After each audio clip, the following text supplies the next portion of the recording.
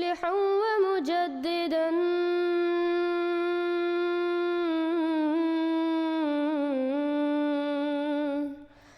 فارنوا بنظر طاهر وجنان.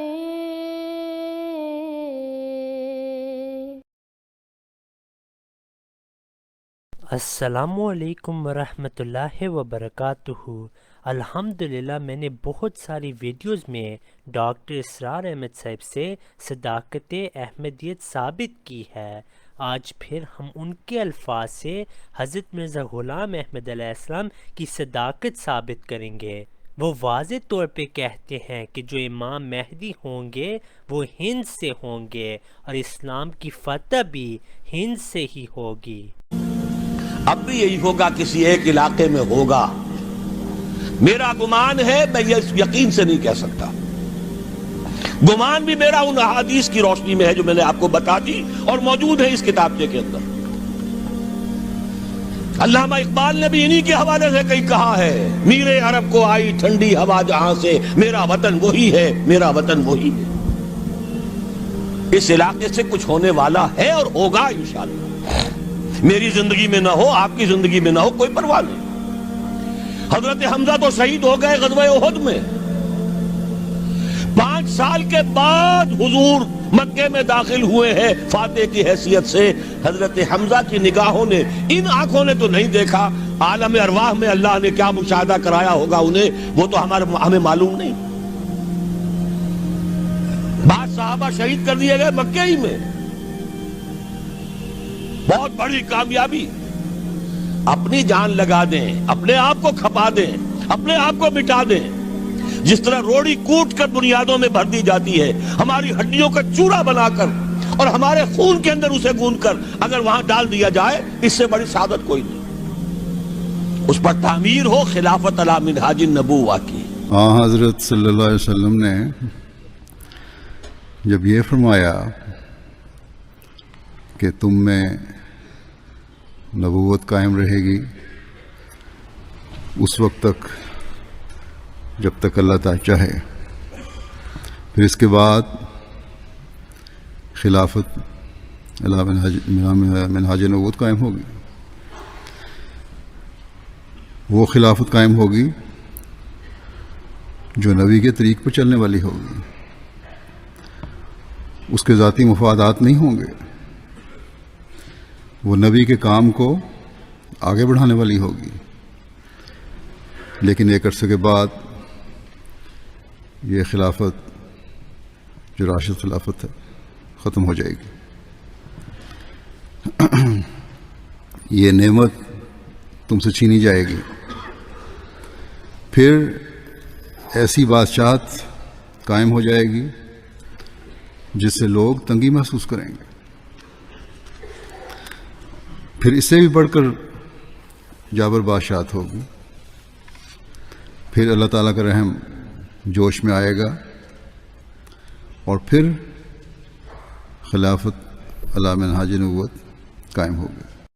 دیکھیے، حدیث شریف میں ہے کہ آپ صلی اللہ علیہ وسلم نے فرمایا کہ میرے بعد خلافت ہوگی، اور فرمایا کہ خلافت علی منہاج النبوہ ہوگی. جی. پھر فرمایا کہ اس کے بعد بادشاہت ہے، پھر چبا ڈالنے والی بادشاہت ہے، اور پھر اس کے آخر میں فرمایا کہ ثم تکون خلافہ علی منہاج النبوہ.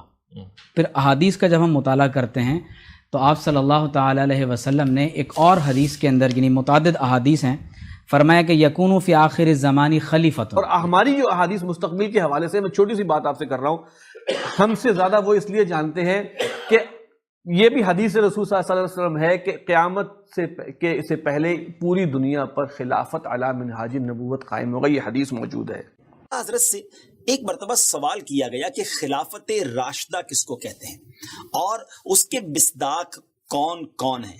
سبحان اللہ. تو آپ نے کیا خوب جواب ارشاد فرمایا کہ خلافت راشدہ یعنی خلافت وہ دور حکومت جو کہ نبوی طریقے پر ہو، جیسا کہ 4 خلفائے راشدین حضرت ابوبکر صدیق رضی اللہ تعالیٰ عنہ، حضرت عمر فاروق رضی اللہ تعالیٰ عنہ، سیدنا عثمان غنی رضی اللہ تعالیٰ عنہ، مولا علی شیر خدا کرم اللہ تعالیٰ وجہ الکریم. اس کے بعد امام حسن رضی اللہ تعالیٰ عنہ اور پھر امیر المومنین حضرت عمر بن عبدالعزیز نے وہ خلافت کی، اور آپ نے فرمایا کہ میرے خیال میں ایسی خلافت راشدہ امام مہدی رضی اللہ تعالیٰ عنہ قائم کریں گے، ایسی خلافت راشدہ امام مہدی رضی اللہ تعالیٰ عنہ قائم کریں گے. یعنی ایک خلافت ایسی آنی ہے، ایک دور ایسا آنا ہے جو گویا خلافت راشدہ کے مصداق ہو. جس کی خوشخبری دی ہوئی ہے حضور نے صلی اللہ علیہ وسلم کہ قیامت سے پہلے پوری دنیا میں نظام خلافت علی منہاج النبوت قائم ہوگا، ہو کر رہے گا، اس میں کوئی شک اور شبہ مجھے نہیں ہے، اور نہ ہونا چاہیے کسی کو بھی جس کا بھی ایمان ہے محمد الرسول اللہ صلی اللہ علیہ وسلم پر.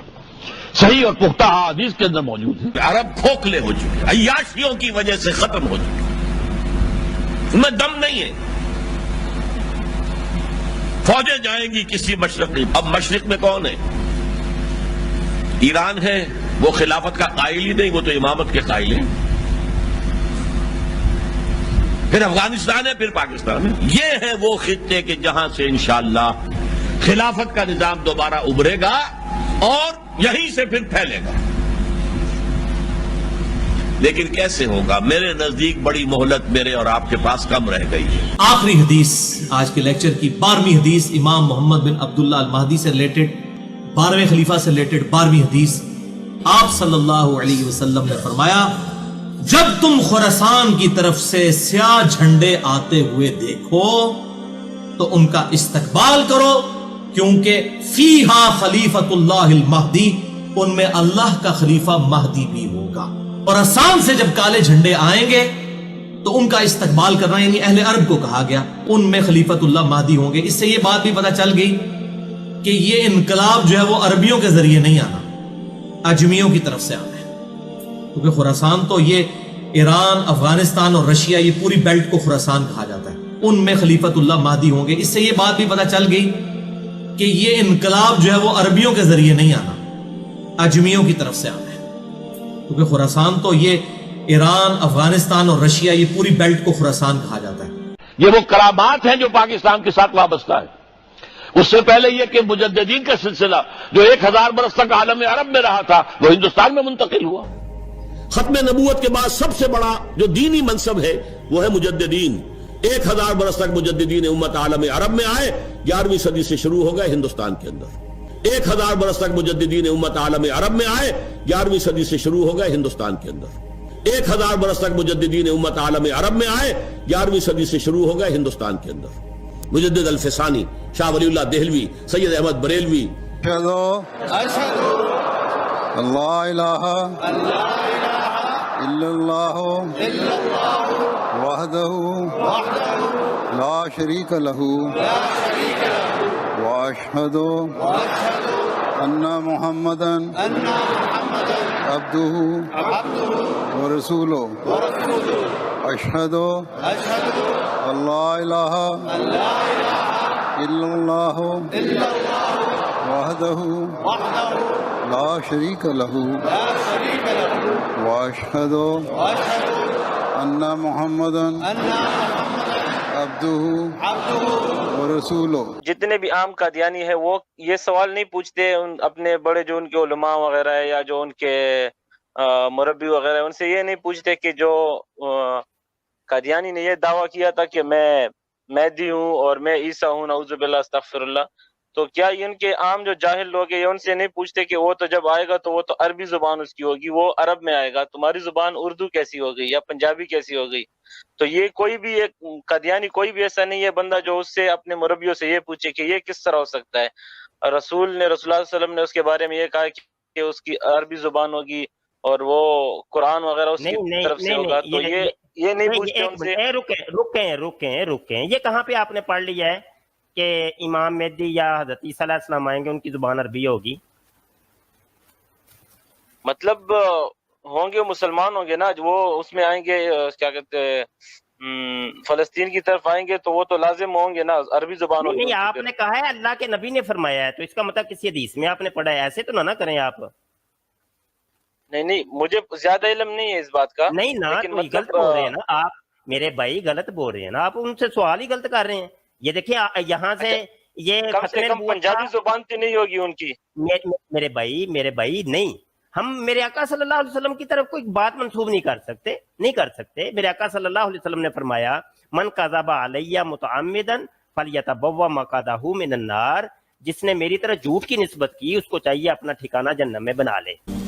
ہم اس کی بنیاد کے اندر دفن ہو جائیں, یہی بہت بڑی سعادت ہے. لیکن یہ ہوگا, میں نے عرض کیا تھا کہ یقین ہے مجھے کہ ہوگا,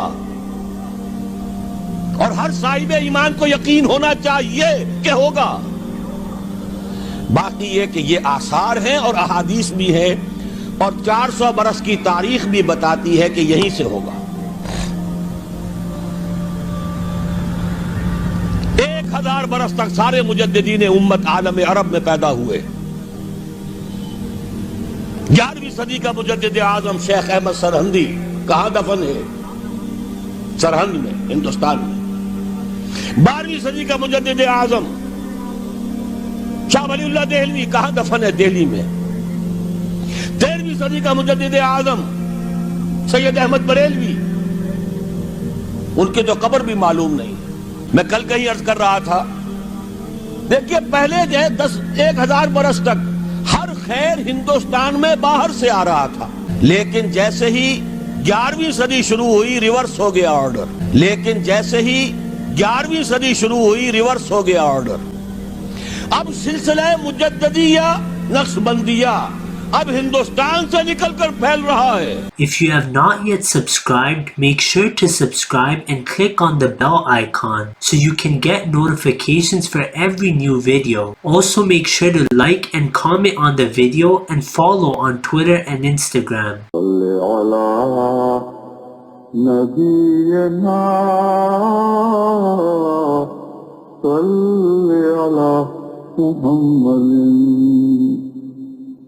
صل على سفينا صل على محمد.